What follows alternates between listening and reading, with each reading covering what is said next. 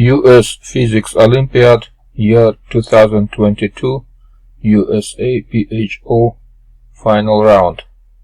This examination had two parts.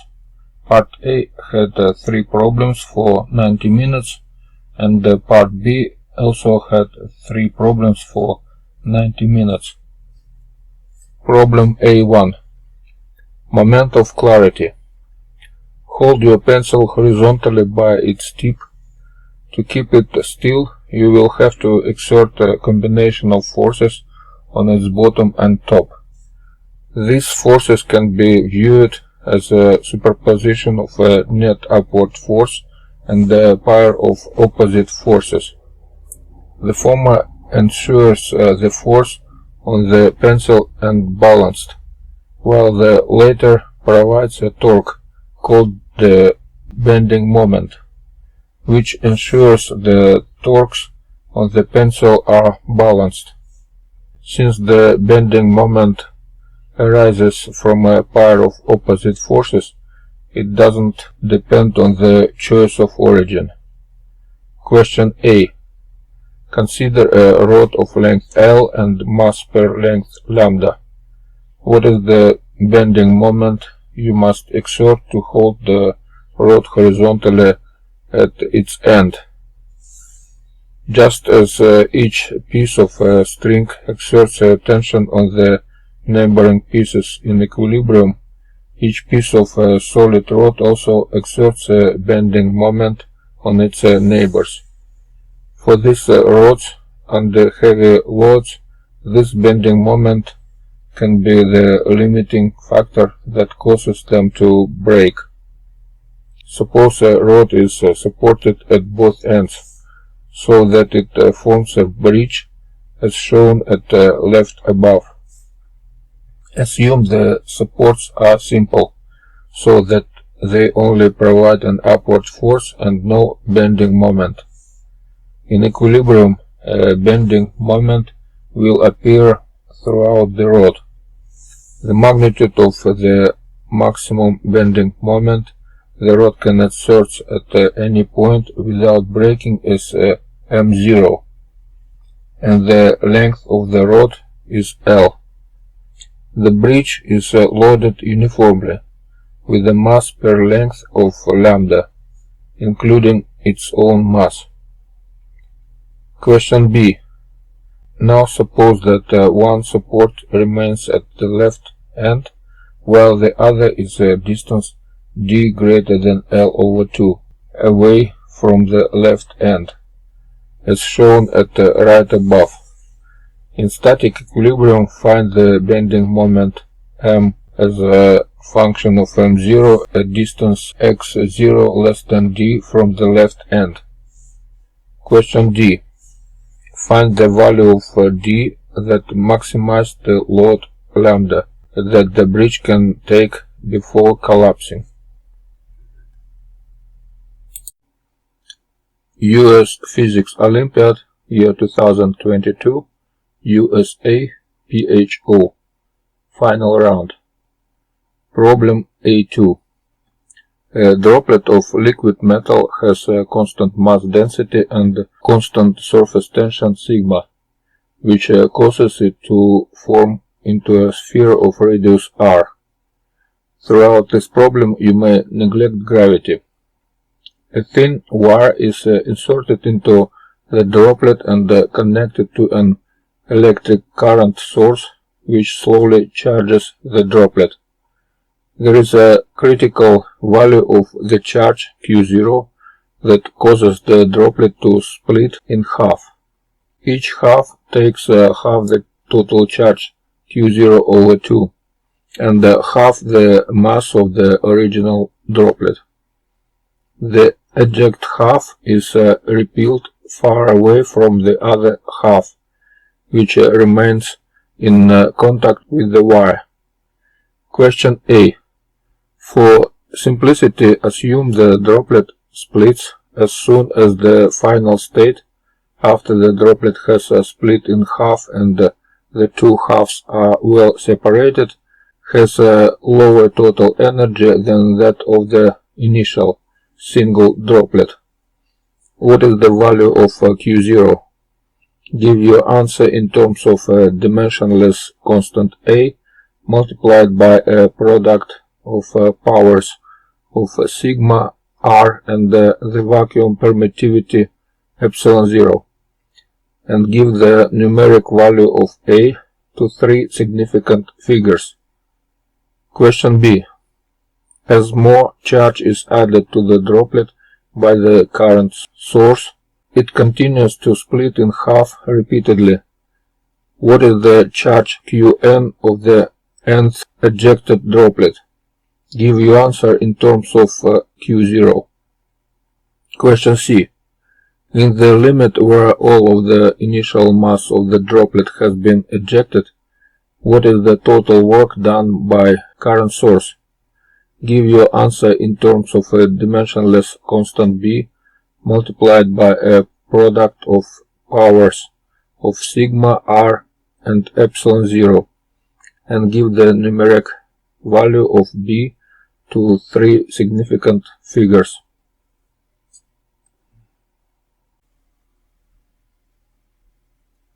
US Physics Olympiad year 2022 USAPHO final round.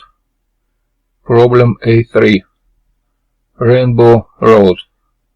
In geometric optics, a caustic is a bright curve of light that appears when many oncoming light rays are focused in the same outgoing direction.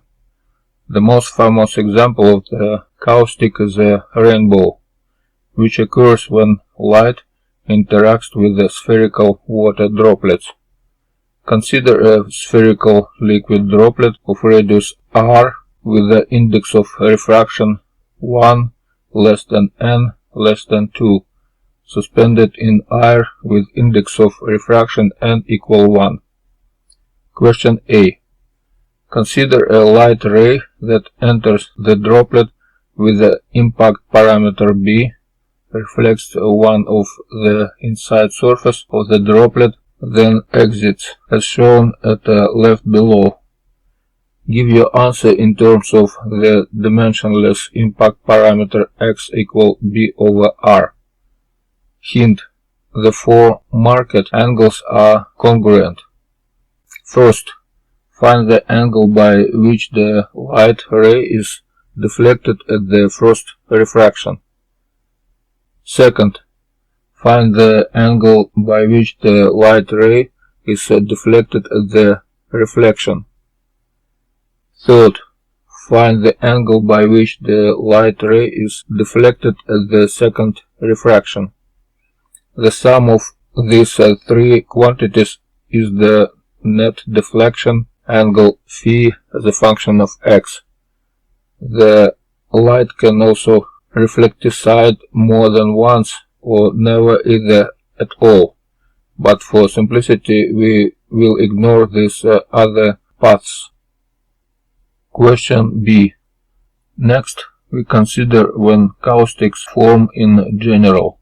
Suppose the droplet is uniformly illuminated by parallel light rays of intensity I0 and sits at the center of a spherical screen of radius big R much greater than small r, as shown on the right above.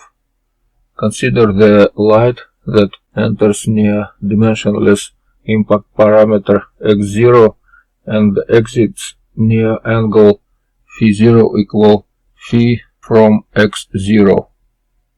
First, what is the power incident on the droplet of x0 less or equal x less or equal x0 plus dx? Second, what is the area on the screen illuminated by the outgoing rays at phi0 less or equal phi less or equal phi0 plus df? Third, a caustic occurs when the intensity of light on the screen diverges. Assume that phi0 not equal 0 and phi0 not equal pi. Under what conditions does the light incident at x0 lead to a caustic at phi0. Express your answer as a condition on the function t from x. Question C.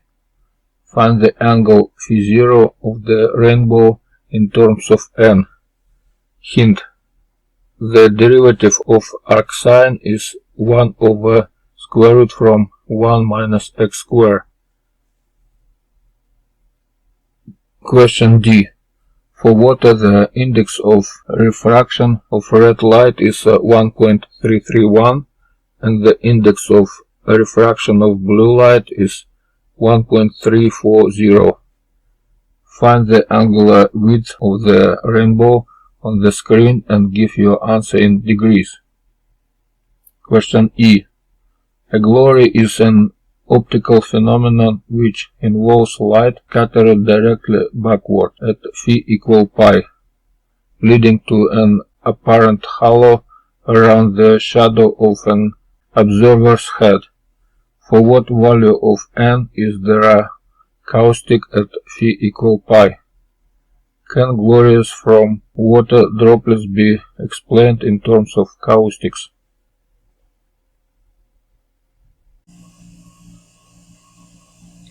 US Physics Olympiad, year 2022, USAPHO, final round. Problem B1. Viral reality. The ideal gas law states that PVM equal RT, where Vm equal V over N is the volume per mole of gas. However, any real gas will exhibit deviations from the ideal gas law described by the viral expansion. This equation. For gases with low density, the higher order terms are negligible. So in this problem we will neglect all of the temperature dependent terms in parentheses except for Bt over Vm. The table below shows measurements of B for nitrogen gas N2 at atmospheric pressure P equal 1.01 multiplied by 10 power 5 pascals. Question A. According to the ideal gas law, what is the value of Vm at temperatures 100 Kelvin, 300 Kelvin and 600 Kelvin? Give your answers in SI units. Question B. What is the percentage change in Vm at these temperatures if one accounts for Bt? Question C.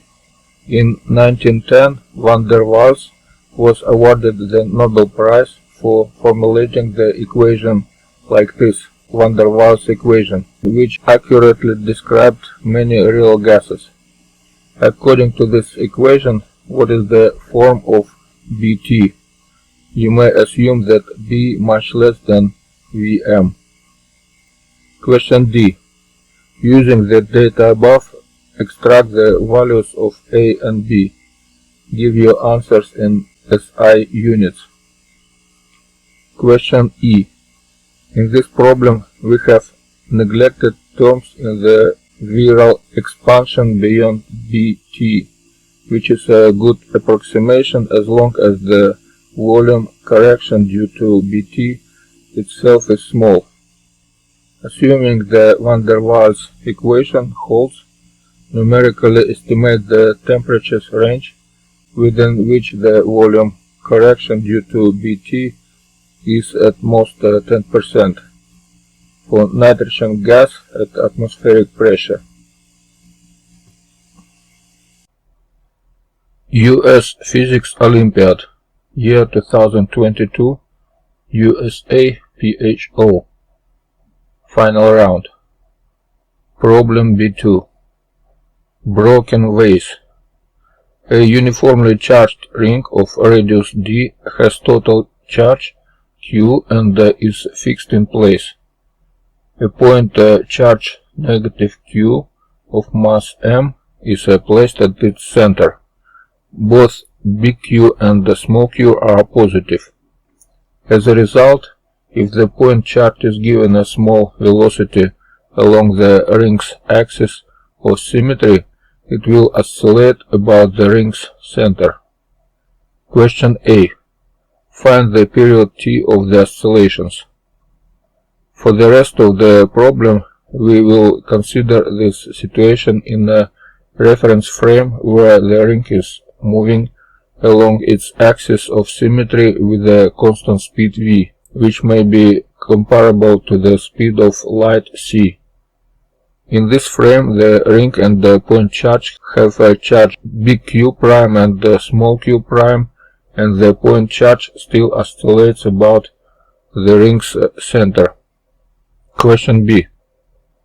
What is the period t prime of oscillation of the point charge in this frame? Question C. When the charge is a small distance dx from the center of the ring, find the restoring force in terms of small q prime, big Q prime, v, d, and dx, and the fundamental constants. Question D.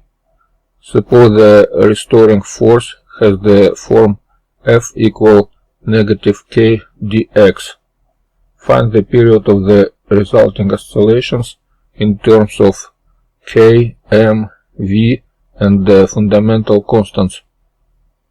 Question E.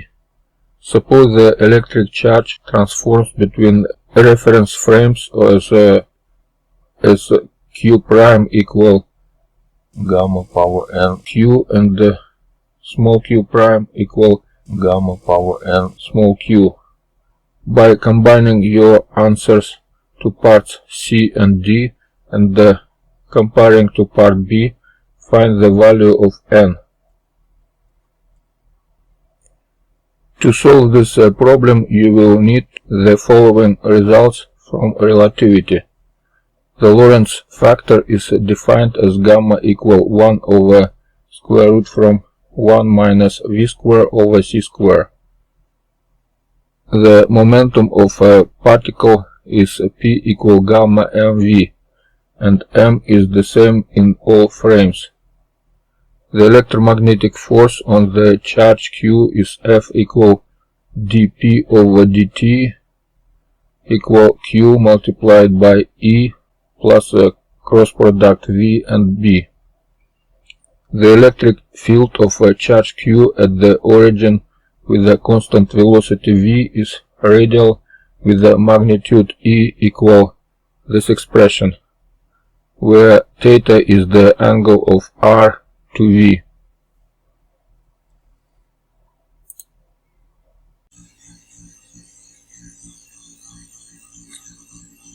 US Physics Olympiad, year 2022, USAPHO, final round.